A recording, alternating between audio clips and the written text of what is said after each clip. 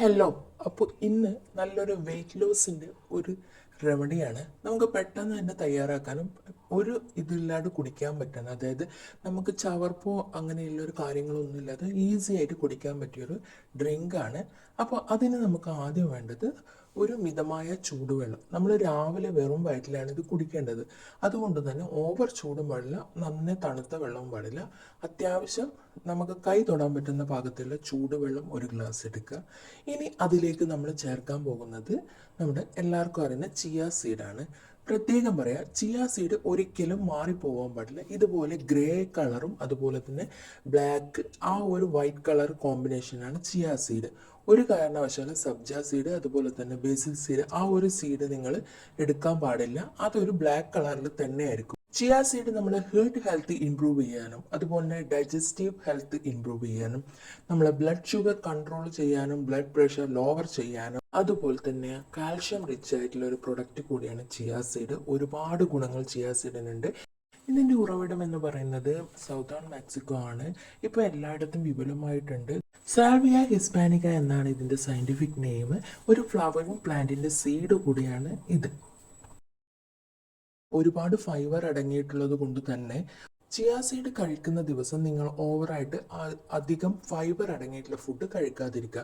കഴിക്കുന്നതിനെ കൊണ്ട് പ്രശ്നങ്ങളൊന്നുമില്ല, പക്ഷേ നമ്മളെ വയറിന് അതൊരു അപ്സെറ്റായി മാറും. ഓവറായിട്ട് ലൂസ് മോഷൻ വരാനുള്ള സാധ്യതയുണ്ട്. അതുകൊണ്ട് ആ ദിവസങ്ങളിൽ നിങ്ങൾ ഒരല്പം ഫൈബർ കണ്ടന്റ് അടങ്ങിയിട്ടുള്ള, അതായത് ബനാന പോലത്തേത് കുറച്ച് കഴിഞ്ഞാൽ നല്ലതായിരിക്കും. ഇനി നമ്മൾ ഇതിലേക്ക് ചേർക്കാൻ പോകുന്നത് ഒരു സ്പൂണിൽ തന്നെ ഒരു 3/4 ടീസ്പൂണോളം നാരങ്ങ നീരാണ്. ആസിഡിക് പ്രോബ്ലം ഉള്ളവരാണെങ്കിൽ ദയവ് ചെയ്ത് നാരങ്ങ നീര് സ്കിപ്പ് ചെയ്യുക. അല്ലാത്തവരാണെങ്കിൽ ഇത് ധൈര്യമായിട്ട് കുടിക്കാം. അതുപോലെ തന്നെ രാവിലെ വെറും വയറ്റിൽ ഒരു അരമണിക്കൂർ ഫുഡിന് മുന്നേ കഴിക്കണം. ഇത് കഴിച്ചു കഴിഞ്ഞിട്ട് അരമണിക്കൂർ ശേഷമേ ഫുഡ് കഴിക്കാൻ പാടുള്ളൂ. ഒരു ചിയ സീഡ് നന്നായിട്ട് ബൾക്കായിട്ട്, അതായത് ബൾജ് ചെയ്ത് വരണം എന്നുണ്ടെങ്കിൽ ഏകദേശം 2 മണിക്കൂർ എന്തായാലും വേണം. നിങ്ങൾ ഇത് രാത്രി കുതിർത്ത് വെച്ചിട്ട് രാവിലെ ചൂടുവെള്ളത്തിലിട്ട് കുടിച്ചാൽ മതി. അതിൻ്റെ കൂടെ നാരങ്ങ നീരും കൂടെ ആഡ് ചെയ്യാം.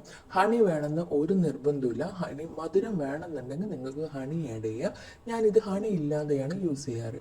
ഇപ്പോൾ തന്നെ നിങ്ങൾക്ക് അതിൻ്റെ ഒരു എറൗണ്ട് നിങ്ങൾക്ക് കാണാം, ഒരു ജെല്ലി ഫോം ചെയ്തിട്ട്. ഇത് നമ്മൾ നൈറ്റ് വെക്കുകയാണെങ്കിൽ നന്നായിട്ട് വലുതായിട്ട് വരും. അപ്പോൾ ഇത്രയേ ഉള്ളൂ ഈ ഒരു റെമഡി. ഇനി നിങ്ങൾക്കൊരു ടിപ്പും കൂടെ പറയാം.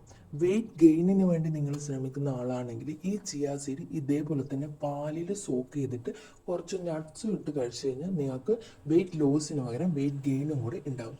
ഇതാണ് ചിയ സീഡ്. നിങ്ങൾ കറക്റ്റ് ശ്രദ്ധിക്കണം.